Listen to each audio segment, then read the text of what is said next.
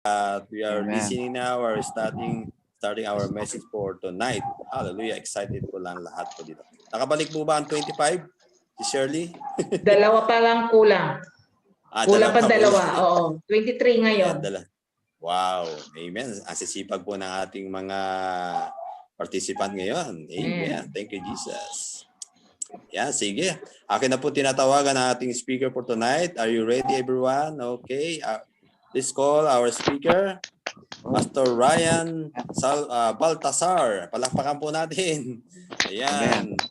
Amen. Amen. Blessed everyone. Di ako makapagpalakpak eh. Hawak ko isang cellphone. Amen. Pastor, share ko lang po yung screen ko. Amen. Opo. Nakita na po natin yung screen. Amen. Kita niyo po nasa ating unang yun, screen praise po. God. Amen. Thank you, Jesus. So, ito po yung po topic nating i-mute ng ating mic. Pag-uusapan.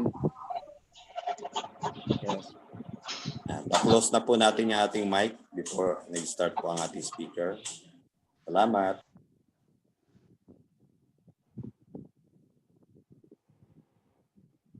Amen. Yes, Lord. Amen. Praise God. Amen. Sige po, tayo po simulan po natin ng gawain ito with a prayer. Amen. Yes, Lord God. Heavenly Father, Lord God, we thank you so much, Lord God, for this wonderful opportunity to share this spiritual truth, Lord God, that we are already dead to sin, but alive to God in Christ Jesus, Lord God. I believe, Lord God, na marami kang may mensahe ka sa bawat isa, Panginoon, na marami pong kaluluwa, Panginoon, na ang mapapalaya, Panginoon, yes, Lord God, at ang resulta nito ay magiging kumpiyansa sila, Lord God, sa kanilang paglalakad spiritually, Panginoon. Yes, Lord God, they will walk with boldness, they will walk with authority, Lord God, and they will reign in this life, Lord God, through the abundance of your grace and through the gift of your righteousness, Panginoon. Yes, Lord God, salamat po, Lord God. Hindi po kami namumuhay para magtagumpay. Pagkus, matagumpay na kami dahil sa ginawa niyo sa krus ng Kalbaryo. Sa pangalan ni Jesus, Lord God, in Jesus' powerful name, Lord God, spirit of unbelief, spirit of doubt, spirit of spiritual blindness, akin po itong kinakancel sa pangalan ni Jesus. In Jesus' powerful name, and I release, Lord God, the Spirit of God, Lord God, malaya kang pumilos, Lord God, as we talk about your goodness, as we talk about your grace and unconditional love, Lord God. Sa pangalan ni Jesus, Amen. Amen. I believe, Amen. Meron pang naka-open. Amen. Pa-close po yung ibang mic natin para merong electric pa na tumatama eh. Ayan, parang nag-i-echo. Pa-close po yung mic natin. May hangin eh. Ayan, okay, wala na. Okay na, Pastor. Salamat, Pastor. Amen. Amen. Thank you, Amen. Jesus. Amen. So,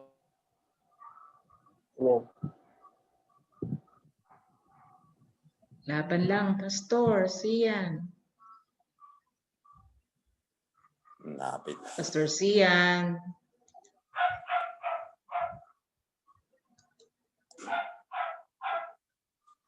Pabalik siya si Pastor. Ayan. Reset niya lang siguro. Magic. amen. Yes. Okay.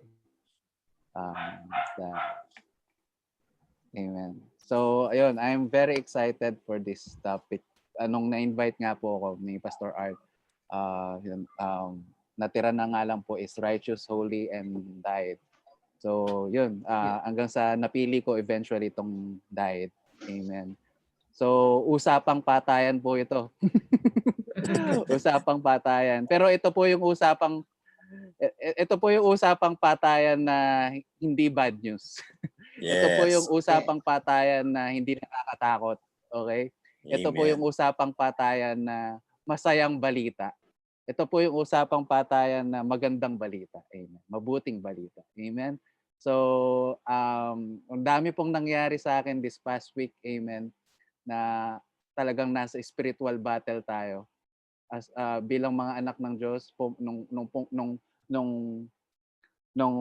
tinanggap mo si Jesus, amen, pumasok ka rin sa spiritual warfare.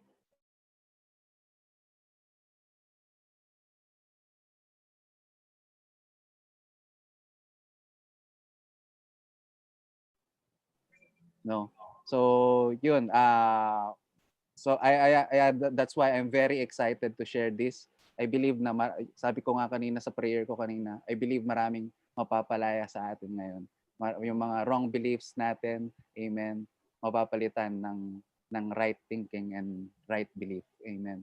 So, yun po. Hindi ko na po patatagalin. Amen. Nawawala lang po yung sharing ko. Yung screen ko po. Napansin ko lang. Anyway, I believe nakikita nyo na po yung screen ko, no? Meron. Amen. So, died. Amen. Died. Amen. So, isa-isayin ko lang po yung topic na mapapasadahan ko po. Amen. Number 1 is dying to self daily. Amen. Mapapasadahan po rin natin yung repentance. Mapapasadahan rin po natin yung fall of man and sinful nature. And are we sinners saved by grace? Totoo po ba yan sa atin bilang mga anak ng Diyos? Di po ba narinig po natin yun na I'm just a sinner saved by grace? So mapapasadahan po rin natin yan. And lastly, died and crucified with Christ. Amen. So yan, hindi na po natin patatagalin. Dying to self daily. Amen. So ito po, amen, napakasikat po na to, po nito.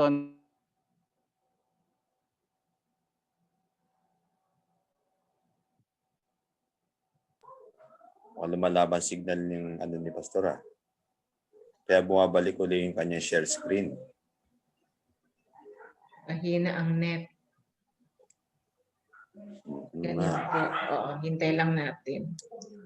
Yes. Salamat sa mga nakasama po natin for tonight. Ayan. Ayan. Hello, Mark. Pinakabot si Mark. Hello po, Pastor. Blessed evening. Poging-pogi ngayon, Katatapos lang maligo, Pastor. Pareho lang tayo, pareho lang. Nagmadali. Inaabol ko nga yung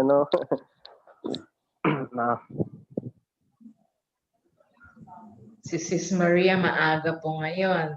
Opening, nandyan na si Sis Maria. Amen. Oo nga. Hindi po ako nakapasok hapon kahit anong pindot ko ayaw talaga. Si Pastor, Mozart. Pwede ka nakapasok. Po lang, Pastor. Ayaw pumasok. Tama-tama po. Nag-message ako kay Sister Shirley. Talagang not feeling well po ako nito dahil gawa na yung corona. Ang dami-dami ngayon. Ayan na po si Pastor. Hello, Hello po. Yes, Pastor. Okay. Yes. Feeling ko. Share screen lang yan. Tawag dito. Share screen. Tapos balik lang ulit sa share screen. Minsan nakawala. Oo nga eh. We declare that in Jesus' name. Amen. Amen. Yes. Lalakas ang net. In Jesus' name. Malakasan ang name. Yes. In Jesus' name. Yes. Amen. So yun po. Babalik na po ako. Amen. Dying to self daily. Madalas po nating, di ko po alam sa inyo, pero madalas ko po itong naririnig sa Christian circle, sa church. Narinig nyo na po ba to? Amen. Dying to self daily. We need to die to ourselves daily. No, it sounds religious, it sounds sacrificial, it sounds right, no? Pero alam niyo po ba na the Bible never mentioned it. Amen. Kung bubuksan po natin ang ating mga Bibles, it was never mentioned. Amen. Parang yun ano lang ako nababother lang ako na madalas napakasikat nito sa Christian circles, sa churches. So, yun, hindi po minsan nabanggit yun. Amen. Dying to self daily thinking is a clear ignorance or a low view of what Jesus Christ has done at the cross. Amen. Kapag ganito po yung thinking natin na kailangan natin mamatay ng paulit-ulit, araw-araw kailangan natin mamatay sa ating mga sarili. Amen. Dahil sa kasalanan, no? Amen. Amen. pinapakita natin yung ignorance natin sa kung ano yung ginawa ni Jesus sa krus ng Kalbaryo. At mamaya makikita natin bakit ganun yung statement na nandito sa PowerPoint ko kanina. Ngayon na it's a clear ignorance or a low view of what Christ Jesus has done at the cross. Amen. My friend, Amen. gusto ko lang sabihin sa'yo na you don't need to die daily. Hindi mo kailangang mamatay araw-araw. Amen. Maghirap, Yes, amen. magdusa. Amen. Amen. Alam niyo po ba kung why? Bakit po? Because you are already died. You already died. Namatay ka na. Amen. Amen. We Hindi are mo na forgiven. kailangang mamatay araw-araw ng paulit-ulit. Amen. Because once and for all, namatay po si Jesus. At nung namatay po si Jesus, kasama kanyang namatay sa krus. Minsan lang po yun nangyari. Amen. Kaya hindi po para sa atin yun, yung dying to self. I think it is just a religious term made up by religious people. Amen. So hindi po siya para sa atin. So ito po yung makikita po natin sa Word of God. Ito po yung matibay na ebidensya na hindi po natin kailangang mamatay ng paulit-ulit bagkus once and for all we were crucified with Christ. Amen. Tayo po yung namatay na. Amen. Sabi po sa Galatians 2:20, I believe nababasa po natin ito, my old self has been crucified with Christ. Amen. Crucified.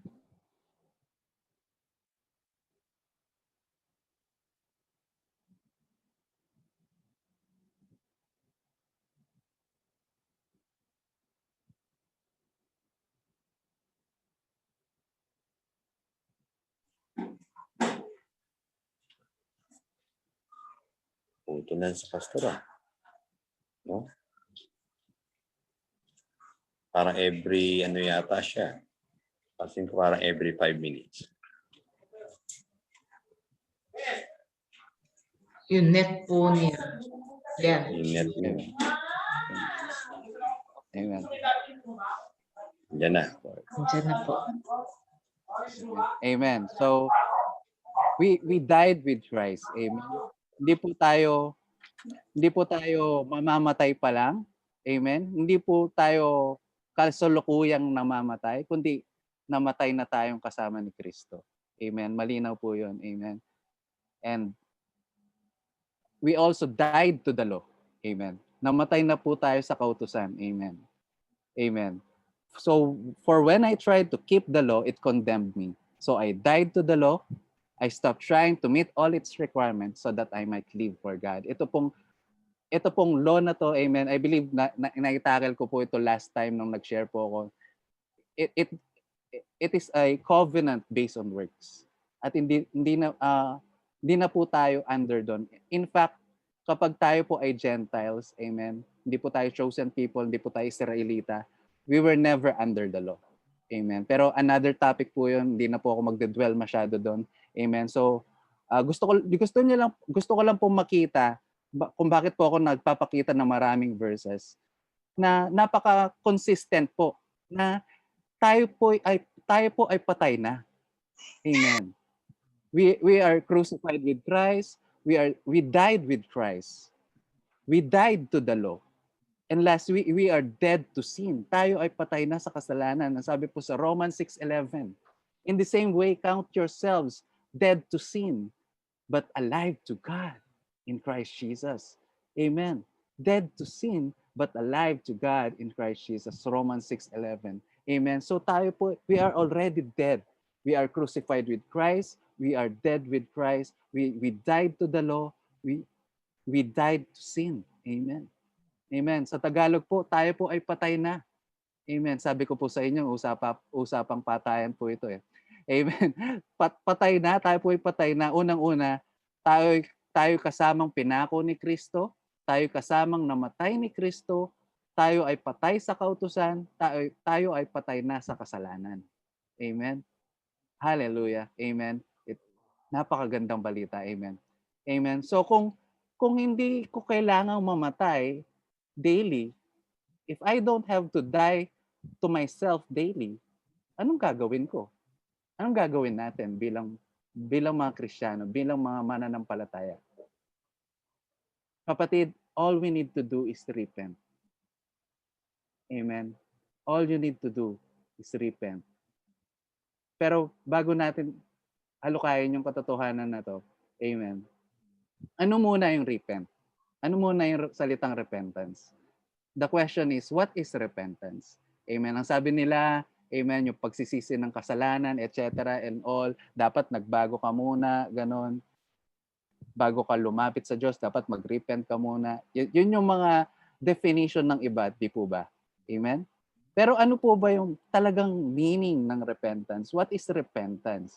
Amen? Para malaman po natin yung totoong kahulugan ng salitang repentance, napakahalaga po na alamin po natin kung ano po yung original word na ginamit. Sapagkat ang Biblia po ay ang mga salitang ginamit po diyan ay Greek, Hebrew, and I believe Aramaic. Amen.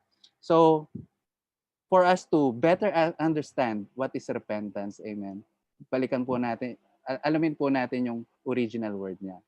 Repentance po, simple lang po siya. Amen. Repentance simply means change your mind. Pagbabago po ito ng pag-iisip. Amen. Repentance simply means change your mind. Amen. Repentance came from the Greek word metanoia, which means change your mind. Ang ibig sabihin po ng repentance, ano po? Saan po galing ang repentance? Metanoia. At ang ibig sabihin po ng metanoia is to change our minds. Kaya po, ang sabi po sa Romans 12:2, ito po yung real transformation. Ito po yung tunay na pagbabago. Don't copy the behavior and customs of this world, but let God transform you into a new person by changing the way you think. Then you will learn to know God's will for you, which is good, pleasing, and perfect. Amen? Paano raw po matatransform ang buhay mo? By letting God change the way you think. Yun po ang totoong meaning ng repentance. Amen? Sapagkat ang pag-iisip na nabago sa pamamagitan ng salita ng Diyos, magbubunga po ito ng mabuti. Amen? Ng totoong pagbabago. Amen? So, all we need to do, amen, is every day. Di po ba may mga kahinaan? Di po ba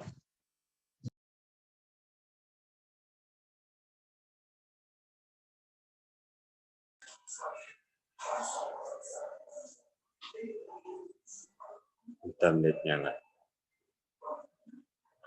Ayan na. Kabalik. Amen. Amen. So, every day, di po ba kapag naging Kristiyano, kapag naging anak ka ng Diyos, amen, di ka pa naman perfecto, di po ba? Nakakagawa ka pa rin ng pagkakamali, ng pagkakasala, nadadapa, nagkukulang. Amen. Pero every time na nakakagawa ka ng kahinaan, magbago ka lang po ng pag-iisip na ikaw ay patay na. Amen? Kapag ganun po ang ating pag-iisip, binabago po natin, inahayaan po natin ng Diyos na baguhin po tayo ng Diyos. Baguhin po ang pag-iisip natin ng Diyos sa pamamagitan ng kanyang salita. That's where real transformation happens. Amen. Doon po nangyayari ang totoong pagbabago. Kapag nahugasan po tayo ng salita ng Diyos na tayo ay patay na. Amen. We are already crucified with Christ, that we are dead to sin. Amen. That's the real transformation. Amen. Amen. Amen.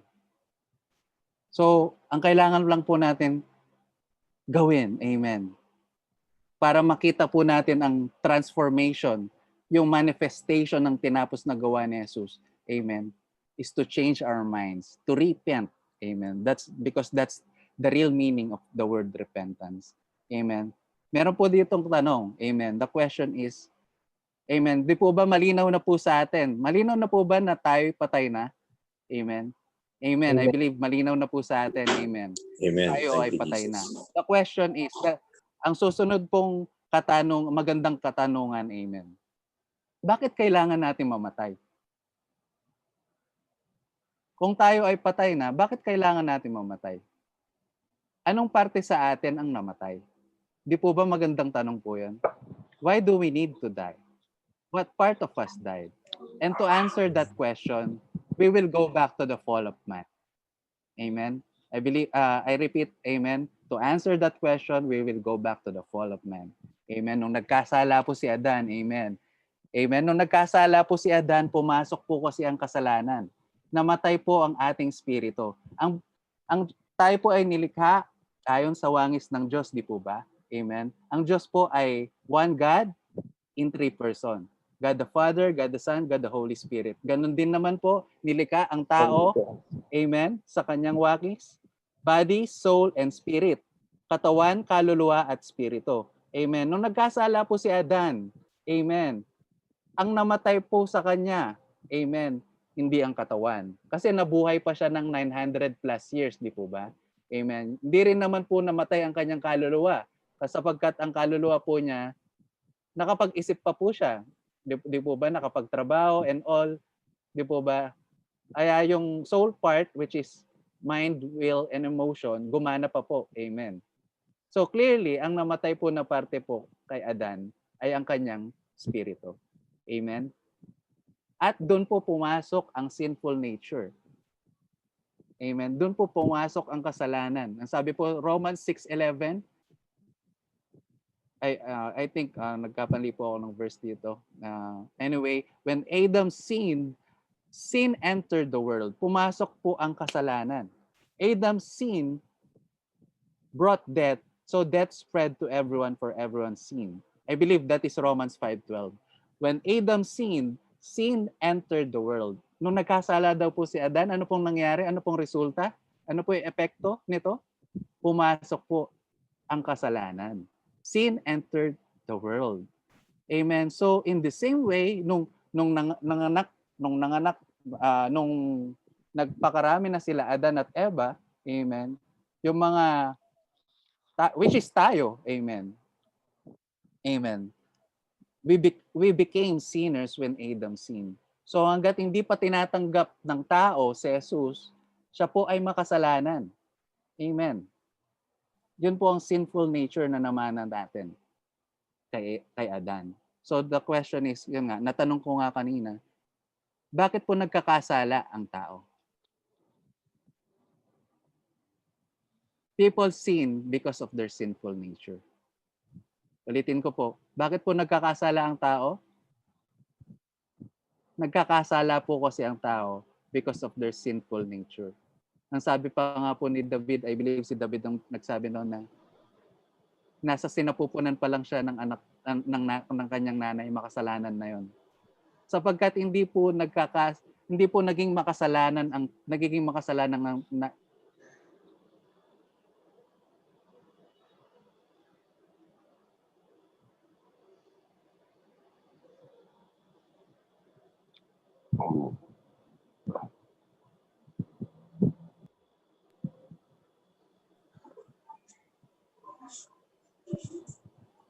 Kapit lang, Pastor.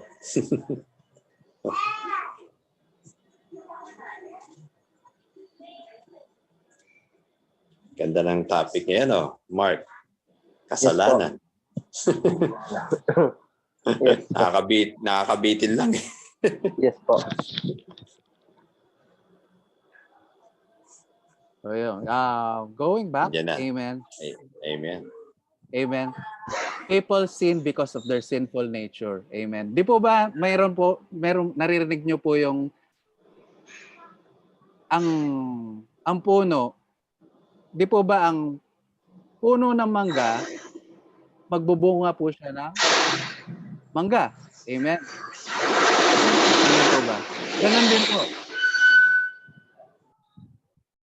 Kung ano po ang puno, siya ang bunga. Amen. Bakit po nagkakasala? Bakit po nagkakasala ang tao? Ba't siya nakakagawa ng mali? Kasi ang puno, hindi maganda. Hindi maganda ang puno. Ang puno kasi, ang ugat, is sinful nature. Makasalanan kasi siya. Meron siyang makasalanang likas. Aya siya nakakagawa. Aya ang bunga, mga sinful acts. Amen. So dapat malinaw po sa atin yon. Amen.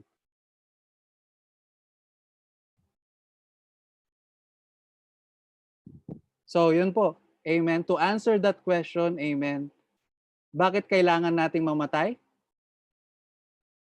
Amen? Kasi ang problema po ay ang ating sinful nature. Kailangan pong mamatay ang ating sinful nature. Amen? Amen. At yun po ang pinunta ng Diyos. Yun po ang pinunta ni Jesus sa atin. Nagpunta po siya dito to take away our sin, to take away the sinful nature. Amen. Ang sabi po sa John 1:29, the next day John saw Jesus coming toward him and said, "Behold, the Lamb of God who takes away the sin of the world." Take note po, amen. Hindi po sins, hindi po siya plural. Ito po ay singular. Amen. He came Singular. to take, yeah. Yep. He came to take away the sin of the world. Si Jesus po ay naparito para kunin po ang ating kasalanan. Siya po ay naging kasalanan. Amen. Para alisin po ang kasalanan sa atin, ang ating makasalanang likas. Amen. Di po ba, in example ko po kanina yung puno ng mangga? Amen. Kung ano ang puno, siya ang bunga. Kung ang puno ay masama, sa tingin niyo po ba magbubunga ng masama? Amen. Tama po ba? Amen. Pero kung sa tingin niyo po, inalis na po yung ugat, sa tingin niyo po makakapagbunga pa po ng masama? Hindi na po. Kasi yung ugat na yung inalis. At yun po ang ginawa ni Jesus sa atin. Inalis po niya yung ugat. Kung bakit po nagkakasala ang tao, kung bakit po marumi ang tao, inalis niya yung root problem. Hindi lang po yung panlabas ang kanyang inalis. Amen. So yun po. Amen. Hallelujah. Amen. Ito po yung pagkinagkaiba ng reliyon. Amen. Ang reliyon po, amen, ang ginagawa nila, tinatry nilang isolve ang problema sa panlabas lang. Amen? Tinatry nilang alisin yung bunga. Di po ba kapag namitas po kayo ng, ano po yung paborito niyong bunga? O sige, mangga na lang. Stick tayo sa mangga. Okay? Kung gusto mong mamatay yung mangga, anong gagawin mo? Pipitasin mo ba lahat ng bunga? Pipitasin mo ba yung lahat ng mangga? Hindi po ba? Hindi po yun yung gagawin nyo, di po ba? Amen? Kasi kahit napitasin nyo ubusin nyo yung mangga, as in wala nang matira, yung mangga po. Okay? Magbubunga at magbubunga pa rin po yun. At yun po yung ginagawa ng relihiyon. Sa panlabas nila sinusolusyonan ang problemang panloob. Napakabuti sila, nagsasakripisyo sila, nagsasuffer sila. Amen? That is dying to self daily. Okay? Yun po ay relihiyon. Pero ano po yung ginawa ni Jesus? Inalis niya po yung ugat. Amen. Kaya tayo, nung namatay si Jesus sa krus ng Kalbaryo, kasama natin siyang namatay. At ang namatay po doon, amen, yung makasalanang likas po natin. Amen. Kaya hindi na po sa atin applicable na kung naririnig po ninyo yung mga ibang Kristiyano, sasabihin nila, minsan nasa bio pa ng Facebook nila, I am just a sinner saved by grace. Narinig niyo na po ba yan? I am just a sinner saved by grace. So hindi po yun applicable sa mga Kristiyano, sa anak ng Diyos. Sapagkat dati, nung hindi pa niya tinatanggap si Jesus, marahil totoo na makasalanan siya. Totoo naman po yun.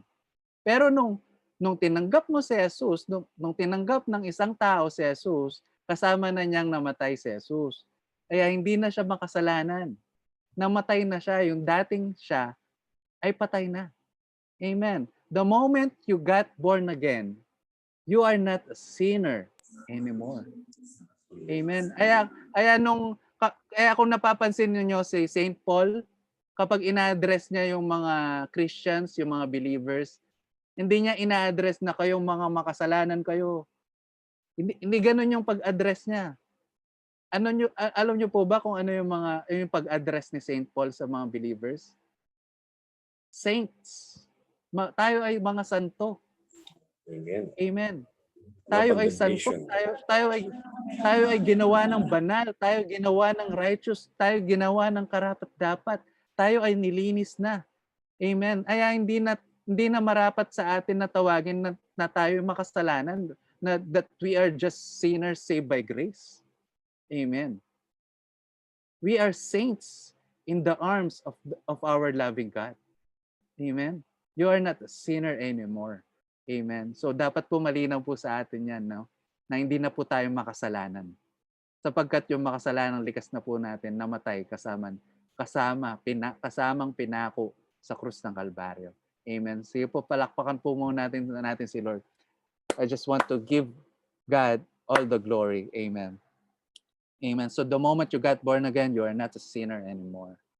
Amen. Ang sabi po sa 2 Corinthians 5:17, therefore, if anyone is in Christ, the new creation has come.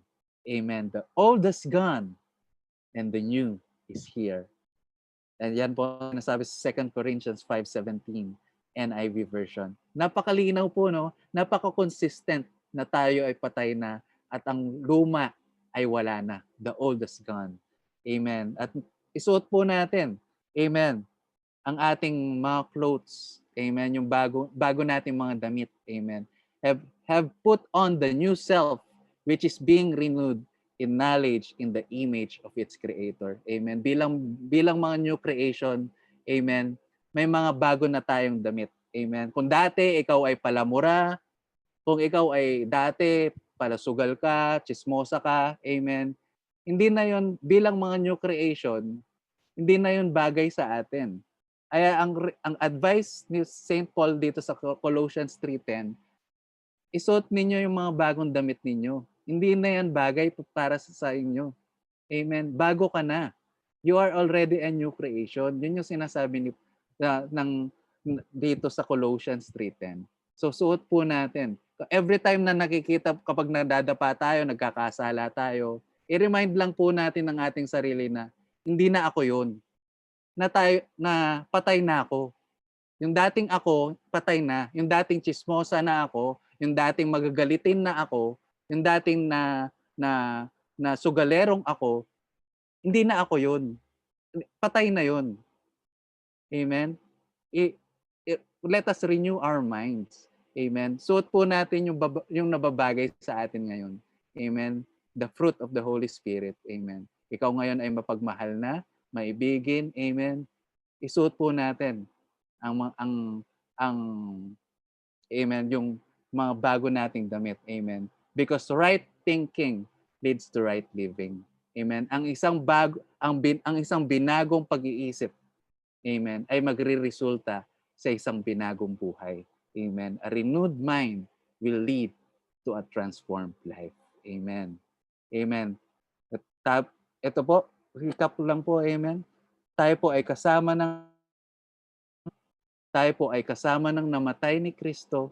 Tayo ay patay na sa kautusan. Amen. At tayo ay patay na sa kasalanan. Amen. We died already. Amen. Amen. At malinaw po sa atin ngayon. Amen. Dahil wala na ang ating sinful nature. Amen. I believe yung natakal na po yung righteous po, di po ba, Pastor Art? Amen. Yes. Amen. Hindi na po tayo, ang sinful nature na po, wala na po sa atin. Amen. Bakit po, ang kanina recap lang po, bakit po nagkakasala ang tao? Dahil may sinful nature siya. At yun po yung inalis sa atin. Wala na po tayong sinful nature. Ang meron na po tayo ngayon, we have the righteous nature. Amen. Hindi na ikaw, wala ka ng sinful nature. Amen. Righteous ka na. Yun na ang nature mo. Kaya kapag ikaw ay born again, kaya kapag ikaw ay mananampalataya, amen, at kapag nagkasala ka, hindi na yun natural para sa iyo. Amen. Kaya kapag nagkakasala ka, parang there's something wrong. There's something hindi bagay. Kasi napalitan na kasi sa atin yung nature natin. Amen? Napalitan na. At yun yung ginawa ni Jesus sa krus ng Kalbaryo. How glorious it is. Amen. How beautiful, how good it is. Amen. Na malaman natin na wala na tayong sinful nature bilang mga anak ng Diyos. Amen. At knowing that, amen, as we renew our minds through the Word of God, amen, na ako'y binago na, the old is gone, makikita po natin, lahat ng kahinaan mo, amen, mapagtatagumpayan mo as we renew our minds that the old has gone and the new has come. Na ang dating ikaw ay patay na at binago ka na ni Kristo. Amen. Tayo kasamang pinako ni Kristo, kasamang namatay ni Kristo, tayo patay sa kautusan at patay na sa kasalanan. Amen. So doon na po ako magtatapos mga kapatid. Amen. So last message, amen. Wag po natin, nabanggit ko nga po kanina that nung tinanggap po natin si Jesus, pumasok din po tayo sa spiritual battle.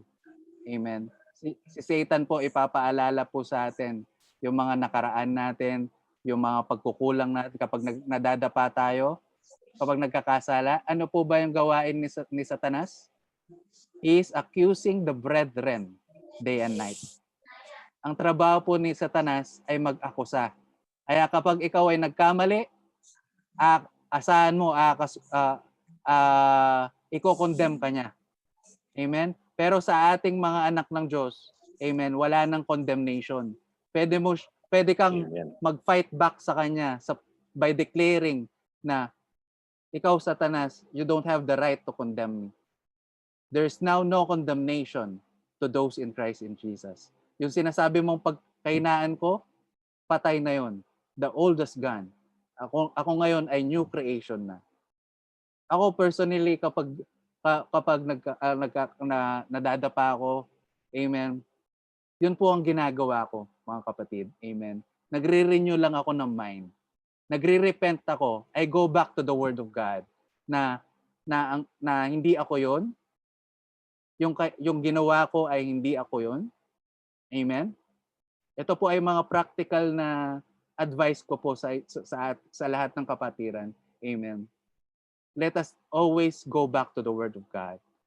Let us always go back sa tinapos ni Jesus sa krus ng Kalbaryo. Ito pong The Grace Discovery Series. Amen. Yun po ang deklara po natin.